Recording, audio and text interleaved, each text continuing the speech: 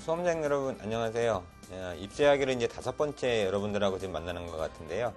그동안 좀 잘 도움이 되셨는지 모르겠고요. 오늘 이 시간에는 여러분들하고 수시에 학생들이 가장 많이 지원하는 논술 전형 어떻게 준비하는 것이 좋을까에 대해서 좀 알아볼까 하는데요.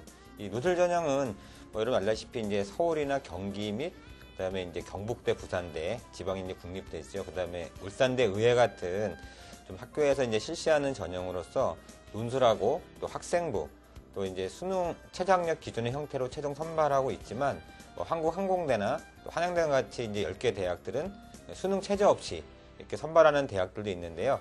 전체 대학 중에 한 28.5%가 수능 체제를 적용하고 있지 않다라는 걸 여러분들이 좀 알아야 될 것 같은데요.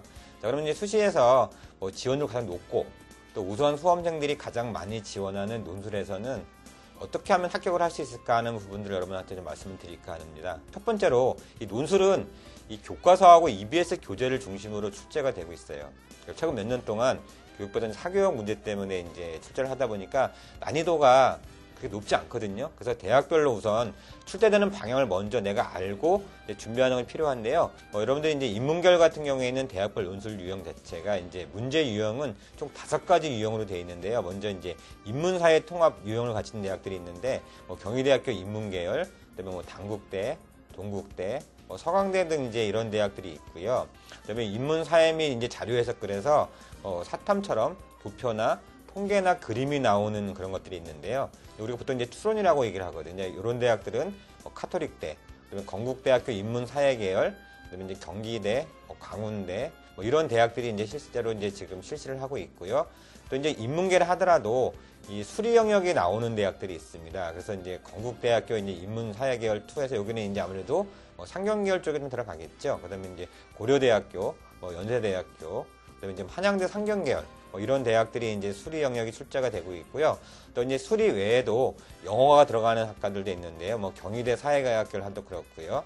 그다음에 이제 수리는 빠지고 이제 인문사회 및 영어 그래서 이화여대 인문계열 1이나 한국외국어대가 지금 현재 인문계열에서는 이 5가지 유형으로 사용이 되고 있는 반면에 이 자연계열 같은 경우에는 전체적으로 이제 총 4가지 형태인데 가장 많은 것들이 이제 수리과학형이랑 수리형인데요. 말 그대로 수리과학형은 수리하고 과탐 쪽에 나온다는 거 보시면 되는데요. 건국대나 또는 이제 경북대, 경희대, 고려대 등 같은 학교들이 사용을 하고 있고요. 수리형 같은 경우에는 과학이 빠지고 이제 수학만 나오는 부분인데 강운대, 서강대, 그다음에 이제 한양대 같은 대학들이 현재 지금 그 대학별 논술고사 출제를 하고 있다고 보면 되겠고요. 또 이제 수학이면서도 의학 논술에 영어가 출제되는 그런 학교는 이제 울산대 의예학과가 있어요. 그래서 울산대 같은 경우는 의예과만 이제 논술을 보고 있는데 이 의학 논술을 실시를 하고 있고요. 이제 자연계도 불구하고 인문계 혼합형으로 나오는 대학들도 있거든요. 카톨릭대나 또는 이제 서울예대나 숙명여대 같은 경우에는 자연계라도 이렇게 출제가 되고 있다. 여러분들이 이제 학교별로 유형을 좀 먼저 알고 준비를 하는 것이 좋겠고요. 두 번째는 이제 그동안 나왔던 기출문제나 이제 대학에서 실시하는 모의 논술들이 있죠. 이런 걸 통해서 자신의 실력들을 어느 정도 점검을 해봐야 돼요.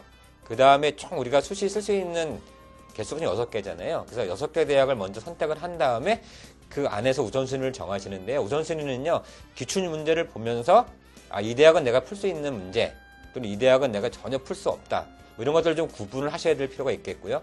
두 번째는 본인의 수능 모의고사 성적을 토대로 해서요, 수능 체제를 먼저 적용을 해보세요. 물론 수능 체제가 없는 대학은 적용할 필요가 없겠지만은 이형 같은 경우에는 아무래도 내신을 적용하면 되겠죠. 그래서 1번부터 6번까지 최종 대학의 순위를 정한 다음에 정해졌잖아요.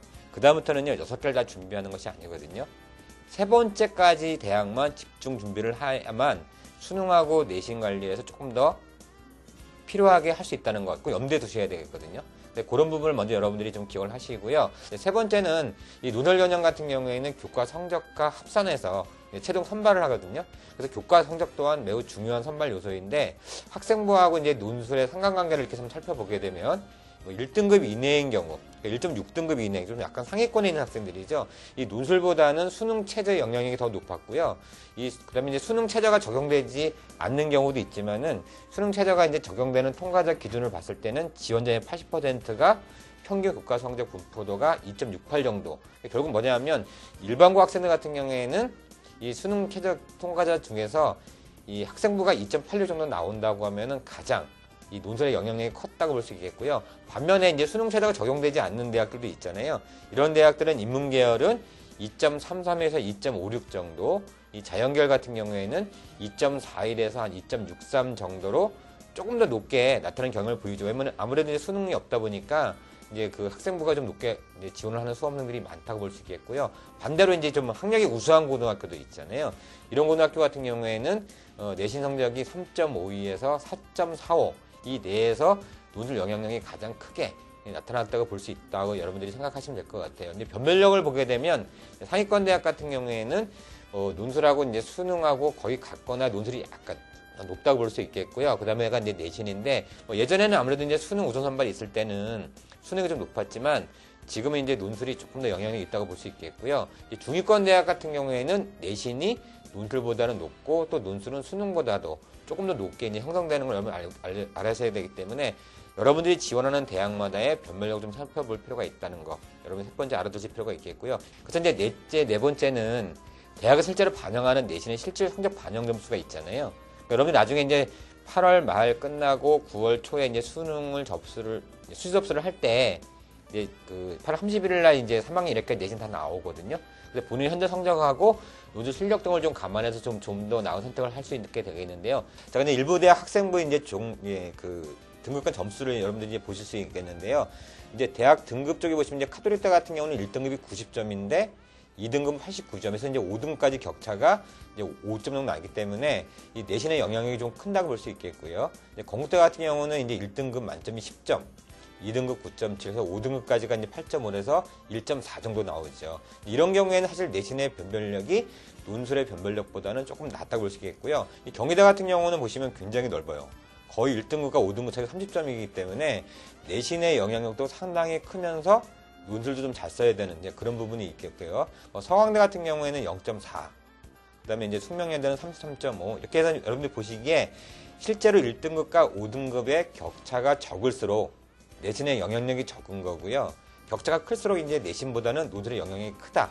여러분들이 이제 그런 것들도 좀 기억을 해 두시고 후에 3학년 1학기 성적까지 다 나오게 되면 반드시 대학 기준으로 환산을 해보면 여러분들이 조금 더 나은 대학을 선택하지 않을까 생각이 들겠고요.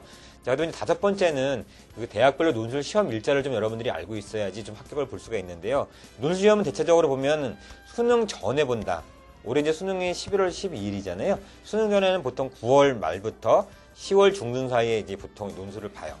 수능 후에는 일주일 이내, 수능이 끝나고 일주일 이내인데, 수능 전에 지원하는 학생들의 이제 논술 전형에 대한 그 형태를 좀 보게 되면 아무래도 재학생들이 많아요.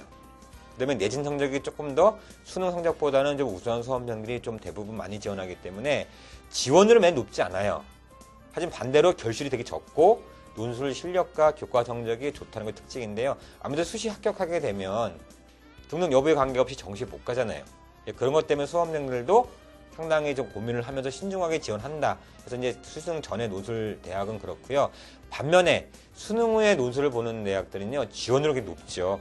아무래도 수능 후에 보는 거기 때문에 반면에 이제 결실이 좀 높죠. 왜냐면 수능이 끝나고 나서 수능 성적을 가지고 정시 지원이 가능한 대학이라면 안 가기 때문에, 그리고 교과 성적보다는 수능 성적이 상대적으로 우수한 졸업생들이 많다는 것이 좀 수능 전과 수능의 상반된 형태를 가지고 있다고 보면 되는데요. 실제로 보면 수능 성적에 따라서 수시에 지원했던 수험생 중에서 정시를 선택하는 비율도 약 40% 정도 가까이 되기 때문에요. 좀 높다고 볼 수 있겠어요.